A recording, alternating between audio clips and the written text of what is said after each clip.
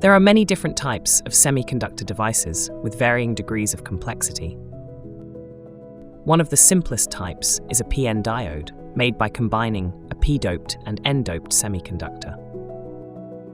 Despite its simplicity, we make important devices such as light-emitting diodes, lasers, optical sensors, and solar cells. In this video, we will explain what a PN diode is and why it has that distinctive current voltage curve that you might remember from school's physics lessons.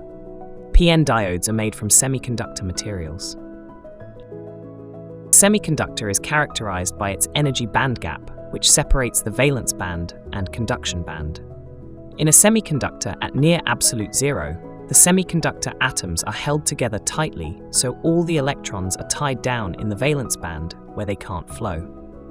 If an electron energy increases above the band gap energy, it can move to the conduction band. Then they are free to move and conduct electricity. The moving of electrons leaves behind free holes. We consider holes to be positive electrical charges, and they move opposite to the electron.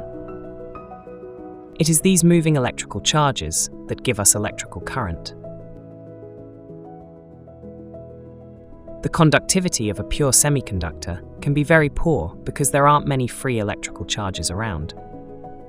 Fortunately, we can control the conductivity of the semiconductor by doping it with impurities.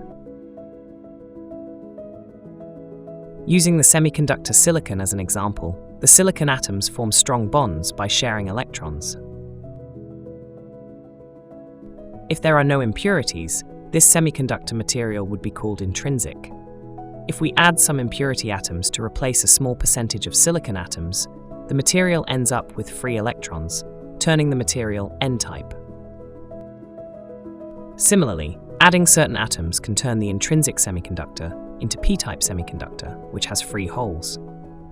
Joining up the P-type silicon and N-type silicon, we have a silicon-PN junction, the simplest semiconductor device. Inside the PN junction, the concentrations of electron and hole vary. They diffuse from a high concentration region to a low concentration region, just like how a drop of ink would diffuse in a glass of water. More specifically, the holes will diffuse from P-type to N-type, and the electrons will diffuse from N-type to P-type. As electrons and holes diffuse, their movements produce an electrical current from P to N. These diffusions cannot continue forever, because now some of the atoms in the PN junction are positively or negatively charged. These create a depletion region with an internal electric field from N to P. This is now a barrier stopping further flow of the electrical charges. If we apply a forward voltage, meaning positive potential to the P terminal and negative potential to the N terminal, we provide an external electric field to overcome the internal electric field. The overall effect is lowering the barrier and allowing movement of electrical charges. Increasing the forward voltage will further reduce the barrier, so the electrical current increases.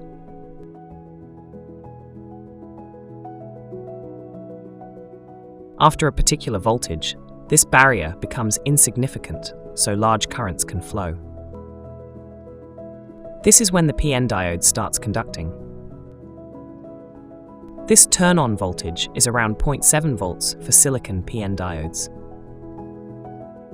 Different semiconductor materials have different turn-on voltages, such as different colored LEDs.